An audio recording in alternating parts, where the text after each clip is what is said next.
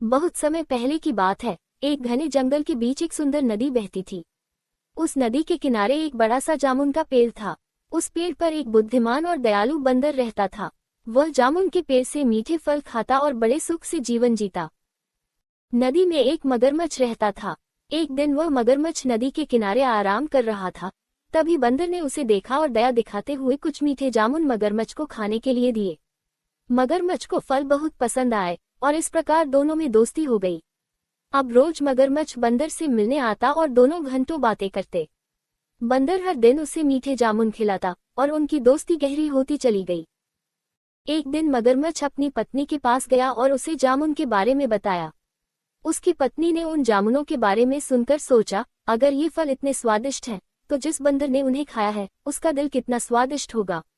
वह चालाकी से बोली, मुझे उस बंदर का दिल खाना है। तुम किसी भी तरह उसे मेरे पास ले आओ। मगरमच्छ अपनी पत्नी की बात सुनकर चिंतित हो गया, लेकिन वह उसे मना नहीं कर पाया।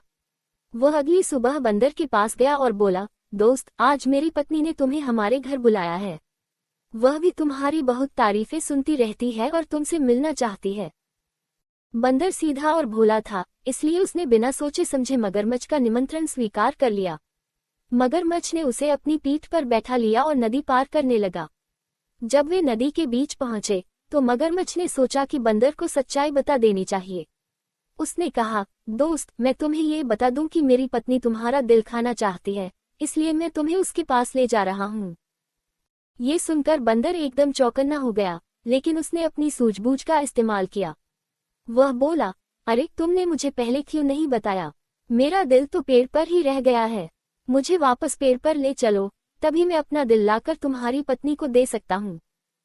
मगरमच्छ उसकी चाल को समझ नहीं पाया और उसे वापस पेड़ के पास ले आया।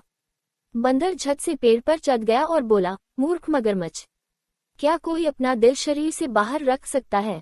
तुमने अपनी दोस्ती के साथ विश्वासघात किया है। अब मैं तुम पर कभी विश्वास नहीं करूंगा। जाओ और वापस मत आना। मगरमच्छ शर्मिंदा होकर चुपचाप नदी में लौट गया और बंदर ने अपने जीवन में कभी उससे दोस्ती नहीं की।